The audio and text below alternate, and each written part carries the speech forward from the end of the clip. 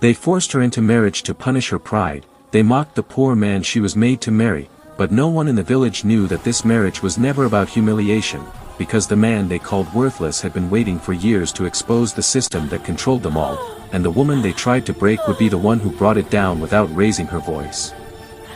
In the rural outskirts of Luzingwa, where tradition ruled more firmly than law and family honor weighed heavier than individual choice, a young woman named Amara Nwoy stood at the center of a decision that was never hers to make. Luzingwa was a place where marriages were arranged like contracts, sealed not by love but by convenience, fear, and social pressure. To resist was to invite disgrace. To obey was to survive. Amara had been raised to believe that obedience was virtue.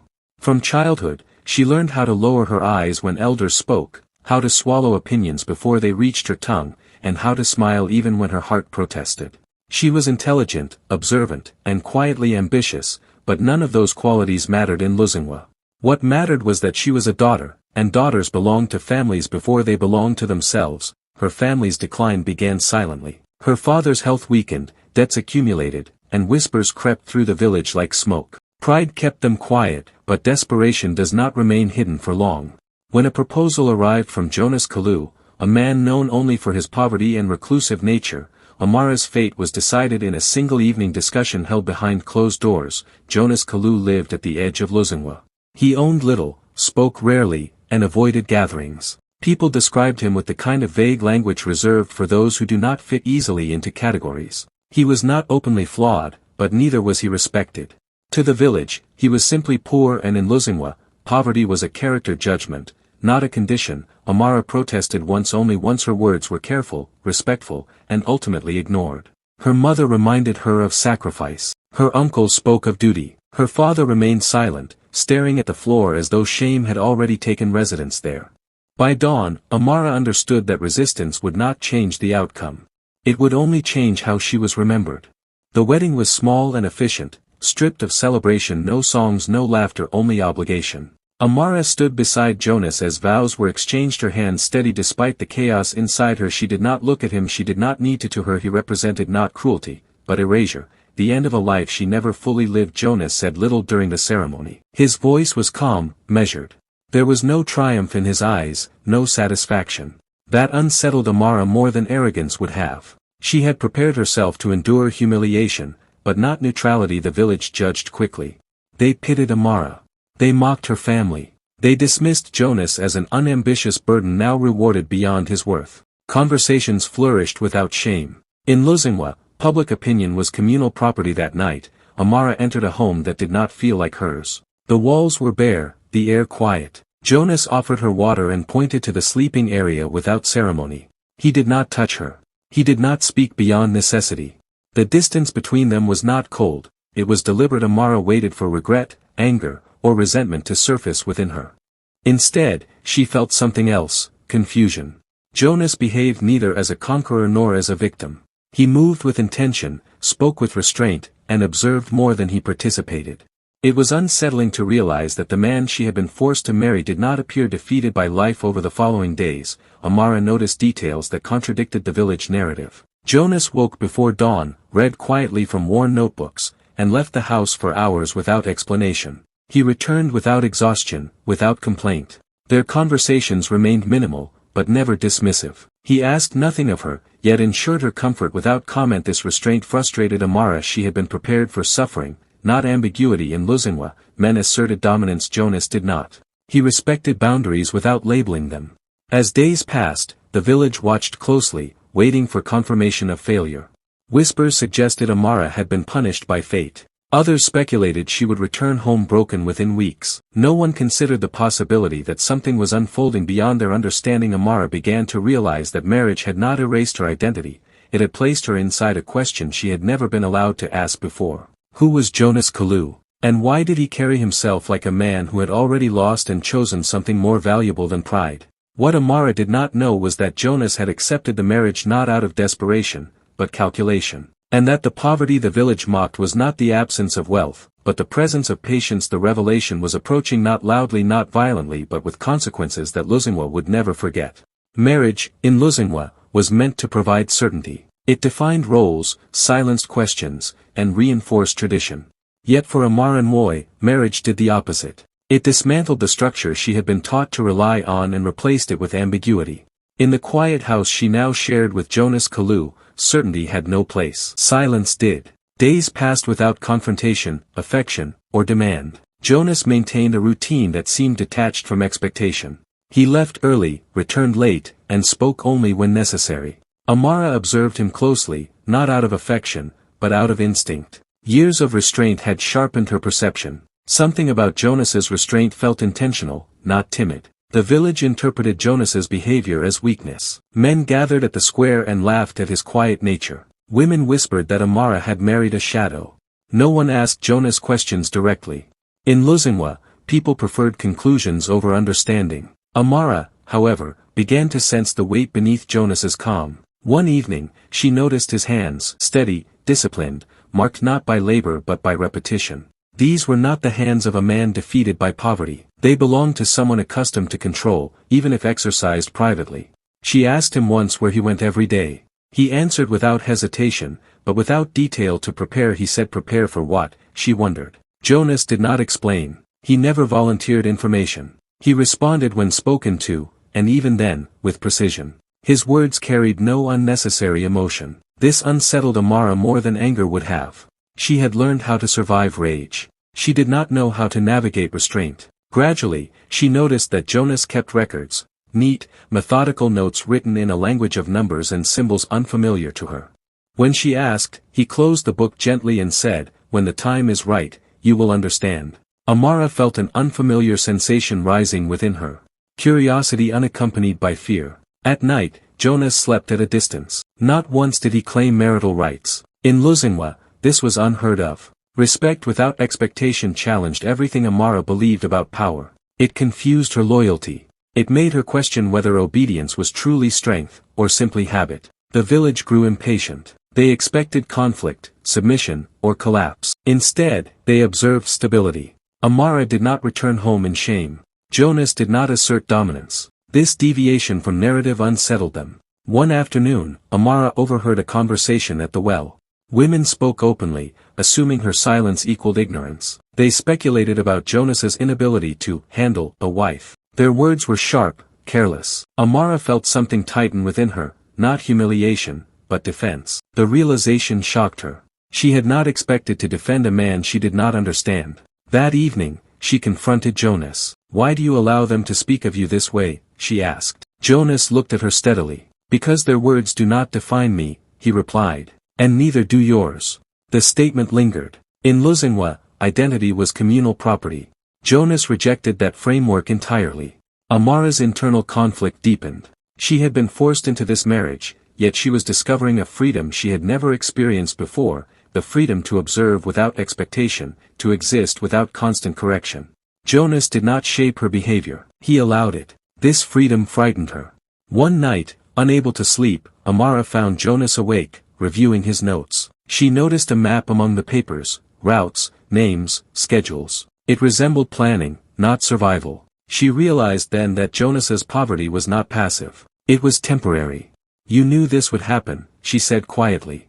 Jonas nodded. "Why agree to marry me?" she asked. Jonas closed the book. "Because they underestimated me," he said. "And because they underestimated you." The word struck deeply. No one had ever acknowledged her capacity before. To Luzingwa, she was an asset, not a participant. Jonas continued, "This marriage was never meant to trap you. It was meant to protect you." Amara felt her understanding fracture. Protection had never been offered without control. "What will happen?" she asked. Jonas met her gaze. "When the time comes," he said, "the truth will speak for itself." The answer should have angered her. Instead, it grounded her. Outside, Luzingwa continued whispering. Inside, something irreversible had begun. The marriage that was meant to break Amara was quietly becoming the place where she first learned to question. And the man they called poor was preparing to dismantle the very system that believed it owned them both. In Luzingwa, truth rarely surfaced on its own. It was usually dragged out by gossip, suspicion, or crisis. And as weeks passed without the collapse everyone expected from Amara's forced marriage, suspicion began to replace mockery. The village sensed that something was wrong, not wrong in the way poverty was wrong, but wrong in a way that threatened order. Jonas Kalu's poverty no longer looked convincing. Amara noticed it first in small details. Food never ran out, despite Jonas's modest income. Supplies arrived without explanation. Letters appeared, sealed and unreadable, which Jonas stored carefully and never discussed. He was not hiding in fear, he was withholding with purpose. The village elders grew restless. A marriage was meant to reinforce hierarchy, not blur it. Jonas's silence felt like defiance. His refusal to perform poverty publicly unsettled them more than open rebellion would have. Pressure followed. One afternoon, Jonas was summoned to a council meeting. These gatherings were rarely invitations, they were tests. Amara watched him prepare calmly, adjusting his simple clothes with the care of a man who understood presentation without worshipping it. "You don't have to go," she said quietly. Jonas looked at her with something close to reassurance. "It's time they asked questions," he replied. The council was full. Elders sat in a semicircle, their authority inherited and unquestioned. They spoke in familiar tones, concern disguised as curiosity, authority masked as guidance. They asked about Jonas's income, his plans, his intentions toward Amara. Each question assumed deficiency. Jonas answered politely briefly, never defensively. He offered enough to satisfy procedure but nothing that revealed substance. This infuriated them. "Your wife deserves security," one elder said sharply. "She has it," Jonas replied. The response unsettled the room outside. The village gathered listening for cracks in Jonas's composure. They expected submission. They received composure instead. When Jonas returned home, Amara sensed a shift. The air felt heavier, charged. She realized that the village was no longer laughing. It was watching. That night, Jonas spoke more openly than he ever had before. "They will push harder now," he said. "They don't tolerate uncertainty." Amara nodded. "What happens if they force the truth out?" Jonas met her gaze steadily. "Then the truth will no longer protect anyone. It will expose them." Amara understood then that revelation was not an event, it was a weapon, and timing was everything. Her loyalty shifted quietly. She no longer viewed Jonas as the reason her life had narrowed. She saw him as the reason it might finally expand. The following days tested that loyalty. The village women became crueler. They mocked Amara's patience, questioned Jonas's masculinity, suggested that silence meant incapacity. In Luzingwa, dignity was gendered, and Jonas violated every expectation. Amara did not respond. Silence, she learned, could be learned. One evening, Jonas returned injured. Not visibly harmed, but shaken. Amara sensed it immediately. His calm had fractured, not from pain, but from restraint stretched too far. "They tried to provoke me," he admitted. "Why now?" she asked. "Because they are afraid," he replied. Amara felt a chill. Fear among those in power was dangerous. That night, Jonas finally revealed part of what he had been protecting. He told Amara about the network beyond Luzingwa. About resources he managed discreetly. About the people who depended on him not to be visible. About the deals waiting for the right moment. He did not boast. He did not dramatize. He explained like a man sharing a responsibility, not a secret. Amara listened, stunned. The man she had been forced to marry was not poor. He was positioned. "And the marriage?" she asked softly. Jonas did not hesitate. "It was a shield," he said. They would not suspect a man they pitied. And they would not harm a woman they believed already defeated. The truth settled heavily between them. Amara felt anger rise, not at Jonas, but at the system that made such strategy necessary. She realized then that her life had been shaped by control disguised as care. Jonas had not forced her. He had included her. The village sensed something approaching. Conversations grew cautious. Elders whispered behind closed doors. The narrative they had constructed no longer held. And somewhere within Luzingwa, the realization began to spread that the marriage they engineered to preserve order had become the source of its unraveling. The revelation was close. And when it arrived, it would not ask permission. The truth did not arrive quietly. It never does when it threatens those who have ruled through silence. In Luzingwa, the annual Founders' Assembly was approaching, a ceremonial gathering where elders reaffirmed authority, alliances were displayed, and obedience was rewarded publicly. It was tradition, but also theater. And Jonas Kalu chose this stage deliberately. The elders believed they controlled the narrative. They did not know the narrative was already unraveling beneath their feet. On the morning of the assembly, the village square filled early. Drums echoed ritualistically. Women dressed in ceremonial cloth. Men stood in clusters, discussing land, lineage, power. Amara walked beside Jonas, her posture calm, her eyes observant. No one noticed that Jonas was no longer dressed like a man who needed approval. His simplicity was intentional now, not necessity, but choice. The elders began their speeches, praising unity, warning against ambition, reinforcing hierarchy with words polished by decades of use. Their authority rested not on truth, but on repetition. Then Jonas stepped forward. No one had invited him to speak. The murmurs began immediately. The elders stiffened. One tried to interrupt, but Jonas raised his hand, not aggressively, but with certainty. The gesture alone silenced the crowd. I was told silence was my place, Jonas said evenly. Today, I choose speech. Gasps rippled outward. The elders exchanged glances, some irritated, some uneasy. Amara felt the moment tighten like a held breath. Jonas spoke not of wealth first, nor of power. He spoke of systems, how poverty was assigned, how obedience was rewarded, how marriages were arranged not for love, but for containment. His words were precise, unembellished, devastating in their clarity. Then he revealed what the village had never imagined. He spoke of contracts signed beyond Luzingwa, of land deeds controlled indirectly, of supply chains, investments, and regional partnerships. He named names, elders who had profited while preaching humility, leaders who enforced submission while hoarding control. The elders tried to deny it. Jonas anticipated that. Documents were presented. Witnesses stepped forward. Proof layered upon proof until denial collapsed under its own weight. The village watched in stunned silence as the myth of Jonas Kalu disintegrated and was replaced by something far more unsettling, a man who had allowed himself to be underestimated. Amara stood beside him, no longer the symbol of sacrifice, but of alignment. One elder shouted accusations, betrayal, manipulation, disrespect. Jonas responded calmly. You taught us survival, he said.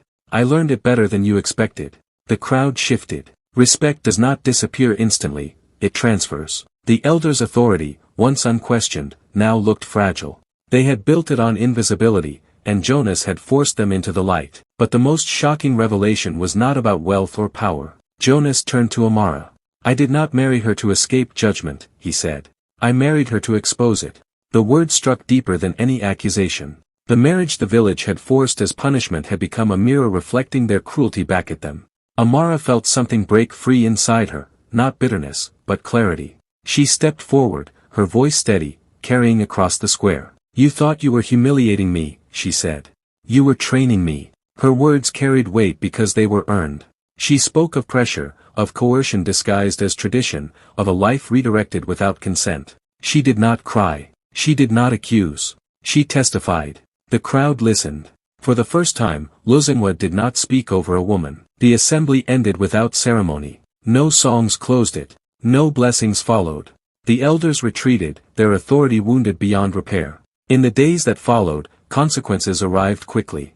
External audits began. Land ownership shifted. Leadership structures cracked. The systems that had thrived in darkness struggled under scrutiny. And Jonas Kalu disappeared from public view again, not because he needed to hide, but because his work was done. Amara noticed the change most clearly within herself. She was no longer defined by what had been taken from her, but by what she now chose. One evening, she asked Jonas a question she had carried silently for months. Did you ever fear I would hate you when I learned the truth? Jonas answered honestly, yes. Why did you risk it? Because power that excludes love eventually destroys itself, he replied. The village of Luzingwa would take years to recover. Hierarchies would shift. Traditions would be questioned. Silence would no longer be safe. And at the center of that transformation stood a marriage meant to destroy two people, but instead dismantle the system. Only one thing remained unresolved. The final choice. And that choice belonged to Amara. Change does not arrive with applause. It settles slowly, reshaping what people once believed was unmovable. After the assembly, Luzingwa did not collapse into chaos as many had feared. Instead, it entered a long, uncomfortable silence. The elders who once dictated life receded into irrelevance, their voices hollow without unquestioned authority to support them. Systems began to adjust, not because everyone suddenly became just, but because exposure had made injustice expensive. Amara observed these changes from a distance she had never been allowed before. For the first time, she was not responding to pressure. She was deciding. Jonas returned to his quiet routines, not as disguise, but as discipline. He did not seek praise or control. His wealth remained invisible, his influence indirect. He understood something the elders never had: power lasts longer when it does not demand recognition. Yet the village still watched them. Some whispered that the marriage had been a strategic lie. Others insisted Amara had been manipulated from the beginning. But the truth did not need defense anymore. It existed in how the village now spoke, more carefully, more cautiously, aware that silence could no longer be used as a weapon. One afternoon, Amara stood near the river where her life had once felt narrow and predetermined. Jonas joined her, neither speaking immediately. They had learned that some conversations did not need urgency. "I was forced into this marriage," Amara said finally. It was not an accusation, just a statement. Jonas nodded. "Yes, I stayed longer than I had to, yes, and yet," she continued, "I am not the same woman who entered it." Jonas looked at her, not searching for gratitude, not expecting forgiveness. "That is the only victory that matters," he said. Amara realized then that the story the village would tell about them was irrelevant. What mattered was the story she told herself. She had been humiliated publicly, but she had not been broken. She had been silenced, but she had learned how to speak with precision. She had been used as a symbol, but she had reclaimed her agency. And Jonas, once framed as punishment, had been the only person who never tried to own her. The final decision came quietly. At the next communal gathering, Amara spoke again, not to accuse, not to expose, but to redefine. "This marriage began as control," she said. "It became choice. Today, it becomes truth." She turned to Jonas. The village waited, breath held, for a dramatic declaration. None came. Instead, she said, "We will remain married, not because we were forced, but because we now stand as equals." There was no applause, no shock, just understanding. And that was enough. Lozingwa would never fully undo its past. Traditions do not dissolve overnight. But the story of Amara and Jonas altered the framework through which authority was viewed. Marriages were no longer unquestionable commands. Silence was no longer obedience. Poverty was no longer proof of worthlessness. The greatest change was not structural. It was psychological. People began to hesitate before humiliating others, before assuming weakness, before forcing choices under the guise of tradition. Years later, when the story was retold, many focused on the revelation of Jonas's identity. They missed the deeper truth. The marriage did not change everything because the man was powerful. It changed everything because the woman reclaimed her right to choose. And the village, for the first time, had to listen.